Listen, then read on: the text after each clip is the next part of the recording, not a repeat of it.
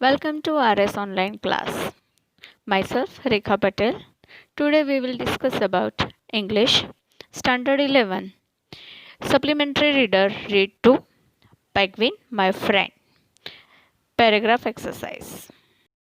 Hello friends, this video is for Standard 11 Supplementary Reader Read 2 Penguin My Friend Penguin મારો મિત્ર. Read the following text and answer the questions given below it. આ text આપણે વાંચવાની છે અને એની નીચે આપેલા ક્વેશ્ચન્સ છે એના આન્સર આપણે આપવાના છે. અહીંયા કેટલાક વિદ્યાર્થીઓ વચ્ચે પ્રોજેક્ટ પ્રેઝન્ટ કરવાના છે અને એનો જે એન્કર છે અને એક વિદ્યાર્થી નિસર્ગ એની વચ્ચે વાતચીત થઈ રહી છે. Friends, we all are getting more and more interested in the universe. બરાબર, આપણે બધા જ યુનિવર્સની અંદર આજે આખું બ્રહ્માંડ છે એની અંદર રસ લઈ રહ્યા છીએ. Some of us want to know more about life on other planets.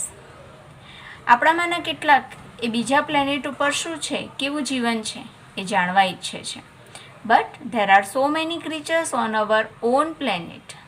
પણ આપણા ગ્રહ ઉપર પણ કેટલાક ઘણા બધા ક્રીચર્સ છે. And we know little about them. પણ આપણે એમના વિશે બહુ થોડું જાણીએ છીએ. Some of our friends have worked a lot to bring some information about the penguin.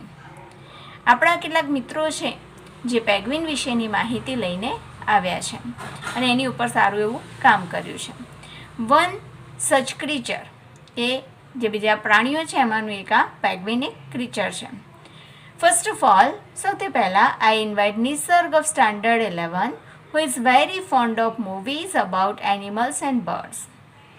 સૌથી પહેલાં આપણે નિસર્ગને બોલાવીએ જે 11મા ધોરણનો વિદ્યાર્થી છે અને જેને પ્રાણીઓ અને પક્ષીઓની મૂવીઝની અંદર ઘણો રસ છે.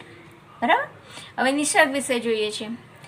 Penguin is a bird that doesn't fly but walks and સ્વિમ્સ.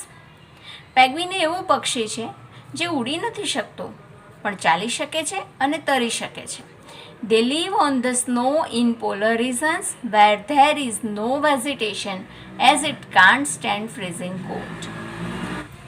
એ લોકો ક્યાં રહે છે? તો પોલર રિઝનમાં. બરાબર, જ્યાં વેજીટેશન નથી. વેજીટેશન એટલે વનસ્પતિ જીવન નથી. As it can't stand freezing cold. બરાબર, તેઓ જે છે એ ફ્રીઝિંગ એટલે એકદમ અત્યંત ઠંડુ જે છે ઠરી જવાય ત્યાં એ ઊભા રહી શકતા નથી. Their days and nights are very long. ત્યાંના દિવસો અને રાત્રિઓ ખૂબ લાંબી હોય છે. Here a day means our weeks or even months. કે દિવસનો મતલબ શું છે અહીંયા? કે અઠવાડિયા અથવા તો મહિનાઓ. Night is dark for our months. બરાબર, કે રાત્રિ જે છે ઘણા મહિનાઓ સુધી લાંબી હોય છે, અંધારી હોય છે. You may ask Y they don't shift here. બરાબર, તમે પૂછી શકો છો કે અહીંયા કેમ શિફ્ટ થયા નથી. I suppose the student as they are safe away from us. કે મને તો એવું લાગે છે કે એટલા માટે નથી અહીંયાથી શિફ્ટ થયા કારણ કે તે લોકો આપણાથી અહીંયા દૂર સેફ છે. બરાબર, અહીંયા હવે કેટલાક ક્વેશ્ચન્સ આપ્યા છે એના આન્સર આપણે જોઈશું. પહેલો ક્વેશ્ચન છે, what did we know about hour planet. આપણે આપણા પ્લેનેટ વિશે શું જાણીએ છીએ? બરાબર, તો આપણે આપણા પ્લેનેટ વિશે જે જાણવું જોઈએ એના વિશે અહીંયા આપ્યું છે કે વી ન્યૂ, નો છે એનું આપણે ન્યૂ કરીશું, ડીડ છે એટલે we knew more about life of creatures, life and creatures on our planet. એટલે કે more about life and creatures on our planet. બરાબર, ત્યાર પછી બીજો ક્વેશ્ચન છે, who is very fond of movies about animals and birds. Animals અને બર્ડ્સની મૂવીઝમાંનો કોણ શોખીન છે? તો આપણને ખબર છે અહીંયા કયું કે નિસર્ગ. બરાબર, એ શોખીન છે શેનો? તો એનિમલ્સ અને બર્ડ્સનો. તો આપણે હુની જગ્યાએ નિસર્ગ લખી દઈશું. Nisarg is very fond of movies about animals and birds. Third question, does penguin fly. શું પેગ્વિન ઉડી શકે છે? તો તો અહીંયા આપેલો જ છે કે penguin doesn't fly. No, penguin doesn't fly. બરાબર. ચોથો પ્રશ્ન છે વેર ડઝ પેગ્વિન લીવ? તે લોકો ક્યાં રહે છે? તો અહીંયા જવાબ છે penguin leaves on the snow in polar regions where there is no vegetation as it can't stand freezing cold. Right? Last question. Find out the words from the passage which means plants. કે plants અર્થ થતો હોય એવો શબ્દ પેસેજમાંથી શોધવાનો છે. તો આપણે જોયું હતું ને વેજીટેશન એટલે પ્લાન્ટ્સ, વનસ્પતિ. બરાબર. તો એનો સિમિલર શબ્દ છે. Okay. Now the paragraph second. Males are less in number than female. કે ફિમેલ કરતાં મેલની સંખ્યા ઓછી હોય છે. So females fight with one another for males. તેથી આ જે મેલ જે છે પેગ્વિન એના માટે ફિમેલ જે છે એ લડતી હોય છે. But males are loyal to their partners. પણ મેલ જે હોય છે એ એમના જે પાર્ટનર હોય એની સાથે વફાદાર હોય છે. For almost 8 months they live together. મોટાભાગના 8 મહિના સુધી તેઓ સાથે રહે છે. The parents care for their only eggs very much against chilling weather, temperature less than 40°C. એટલે કે જે માતા પિતા છે મેલ અને ફિમેલ એ તેમના બચ્ચાઓની કાળજી લે છે. શેની સામે? તો ચિલિંગ વેધર, જે અત્યંત ઠંડીવાળું વાતાવરણ છે અને -40°થી ઓછું જે તાપમાન છે, બરાબર, તે એની સામે એમનો કાળજી લે છે. ઇટ ઇઝ મે, કે એ આ મે મહિનો છે. એન્ડ કુલર ધેન બિફોર, તે બીજા બધા કરતાં વધારે ઠંડો છે.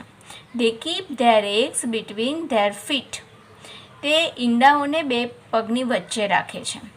And covered under extended skin, અને જે એક્સટેન્ડેડ સ્કિન છે, વધારાની સ્કિન છે, એની નીચે ઢાંકી દે છે. After laying eggs the mothers have lost a lot of energy.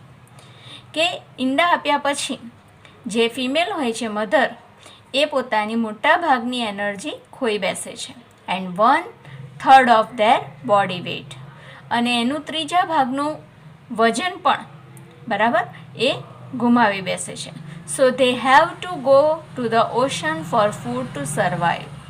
તેથી જીવવા માટે ખોરાક લેવા એમને દરિયામાં જવું પડે છે. વોકિંગ માઇલ્સ ટુગેધર, અને સાથે એ માઇલોના માઇલો ચાલે છે. The females transfer the eggs to the males to keep between their feet. હવે ફિમેલ શું કરે છે? પોતાના જે ઈંડા છે એ મેલને ટ્રાન્સફર કરે છે, અને મેલ જે છે પોતાના બે પગની વચ્ચે એને રાખે છે. The process needs a lot of practice and patience. આ જે પ્રોસેસ છે બે પગ વચ્ચે રાખીને હેચ અથવા તો સેવવાની, એ પ્રેક્ટિસ પણ માંગી લે છે, અને પેશન્સ એટલે ધીરજ પણ માંગી લે છે. The fathers are now in charge of hatching the eggs. હવે જે પિતા જે છે મેલ, એ આ ઈંડાઓને હેચ કરવા માટેના ઇન્ચાર્જ છે, બરાબર. ઈંડા સેવવા માટે એમને સોંપણી કરવામાં આવે છે. પ્રોટેક્ટિંગ, કેરિંગ એન્ડ વોર્મિંગ ધેમ. એકલા હેચિંગ કરવાનું નહીં, એને એનું રક્ષણ કરવાનું, એની કાળજી લેવાની અને એને હૂંફ આપવાનું, આ ચારેય કામ એમને કરવાના હોય છે. They have to be in such position for a minimum of 2 months. એટલે કે મિનિમમ ઓછામાં ઓછા 2 મહિના સુધી આ પોઝિશનમાં તે લોકો રહે છે. દે પ્રૂવ ધેમસેલ્ફ વર્ધી હસબન્ડ્સ એન્ડ ફાધર્સ. મેલ જે છે એ પોતાની જાતને પ્રતિષ્ઠિત હસબન્ડ અને પ્રતિષ્ઠિત ફાધર સાબિત કરે છે. સન્માનીય, વર્ધી એટલે સન્માનીય અથવા તો પ્રતિષ્ઠિત. The thing that impressed me most in their cooperative way of fighting the snow storm. જે બર્ફીલું તોફાન હોય છે એની સામે લડવા માટે એમનો જે કોઓપરેટિવ રસ્તો છે એ મને ઘણો ઇમ્પ્રેસ કરે છે. Where there is a storm, જ્યારે તોફાન આવે છે, the temperature dips to less than -80°C. એટલે કે જ્યારે તોફાન આવે છે ત્યારે તાપમાન -80°થી પણ ઓછું થઈ જાય છે. And the speed of wind is 100 km/h. અને સ્પીડ કેટલી થઈ જાય છે? 100 km/h. બરાબર, કલાકના 100 કિલોમીટરની ઝડપનો પવન થઈ જાય છે. બરાબર. હવે આપણે ક્વેશ્ચન્સ જોઈએ કે why did female fight with one another. બરાબર. પહેલો ક્વેશ્ચન છે કે એકબીજા સાથે કેમ ઝઘડે છે? તો એનો આન્સર અહીંયા છે. જુઓ, females fight with one another for males. બરાબર. એ મેલ્સ માટે એકબીજા સાથે ઝઘડે છે. આગળનો આપણો પ્રશ્ન છે, what kind of care to the eggs by the parents. તો અહીંયા લખ્યું છે કે parents care for their only eggs very much against chilling weather, temperature less than -40°C. Right. Third question, what would happen with the mother after laying eggs. તો અહીંયા છે, after laying eggs the mothers have lost a lots of energy and 1/3 of their body weight. Okay. Fourth, what did the male penguin prove. તો male penguin proved, ડી લાગશે, proved themselves worthy husbands and fathers. Okay. Last one, what is the most impressed things about them. કે સૌથી આપણને Impress કરી જાય એવી કઈ બાબત છે? તો the thing that most impressed us, અહીંયા આપણને આપ્યું છે the most impressed things about them, એટલે આપણે મી નહીં લખીએ. The thing that most impressed most impressed is their cooperative way of fighting the snowstorm. બરાબર. તો અહીંયા આપણો બીજો પેરેગ્રાફ પૂરો થયો. Now the third one. Third પેરેગ્રાફની અંદર કંદર્પ એ પોતાનો પ્રોજેક્ટ લઈને આવે છે, પણ સાથે સાથે પેગ્વિનને લઈને આવે છે. તો પેગ્વિન એટલે કોણ? તો એક છોકરાએ પેગ્વિનનો રોલ કર્યો છે. બરાબર. તો અહીંયા આપણે પેગ્વિન અને કંદર્પ વિશેની વાત જોઈએ. Penguin, yes, I was very much shocked when I heard about female feticide. બરાબર. ફ્યોટિસાઇડ એટલે ભ્રૂણ હત્યા. બરાબર. એટલે કે છે મને ત્યારે બહુ જ શોક લાગ્યો જ્યારે એ સ્ત્રીઓની ભ્રૂણ હત્યા વિશે સાંભળે છે.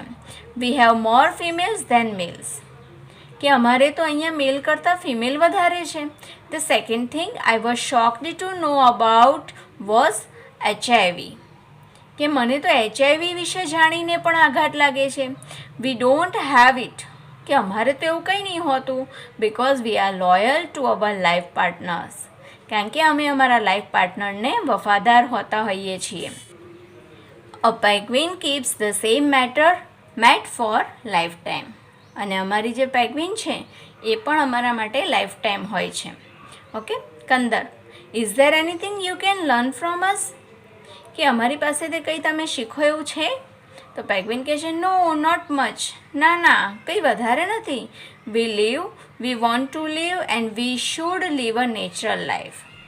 બરાબર. અમે જીવીએ છીએ, અમે જીવવા ઈચ્છીએ છીએ અને અમે કુદરતી જીવન જીવીએ છીએ. If V adopt your technology we will be killed. કે જો અમે તમારી ટેકનોલોજી અપનાવીશું તો અમે તો મરી જઈશું. If V use room હીટર્સ the Ocean's will overflow. જો અમે રૂમ હીટર વાપરીશું તો ઓશન્સ ઉભરાઈ જશે, દરિયાઓ ઉભરાઈ જશે. Yet I have observed one thing. છતાં મેં એક વસ્તુનું નિરીક્ષણ કર્યું છે. Your government is trying to reduce infant mortality. કે તમારી સરકાર જે છે એ બાળકોને બચાવવા ઈચ્છે છે, એનો મૃત્યુદર ઘટાડવા ઈચ્છે છે. We have to learn from you about it. કે અમારે એ તમારી જોડેથી શીખવું પડશે. અવર લોંગેટિવિટી ઇઝ 15 to 20 years. અમારું જે જીવનકાળ છે 15 થી 20 વર્ષનો છે. But around 90% of our children die before they complete 1 year. પણ 90% વધારે બાળકો 1 વર્ષ પહેલાં જ મૃત્યુ પામે છે. Girls it 40% of African penguin eggs. આ ગર્લ્સ જે છે, મોટી માછલીઓ, એ આફ્રિકન પેગ્વિનના ઈંડાઓને 40% ખાઈ જાય છે.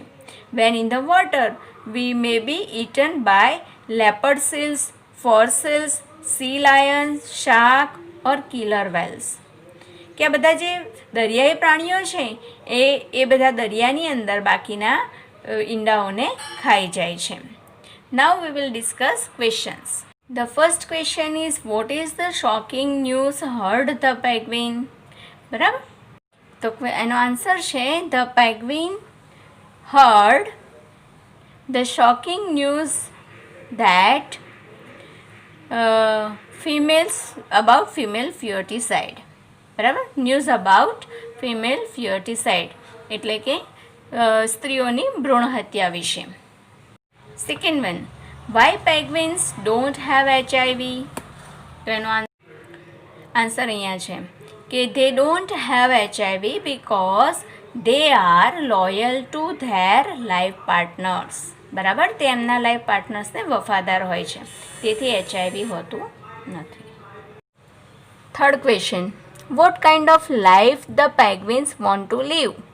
એ કેવા પ્રકારની લાઈફ ઈચ્છે છે? તો એનો આન્સર અહીંયા છે they want to live a natural life. બરાબર, they want to live a natural life. A natural life જીવવા માટે ઈચ્છે છે.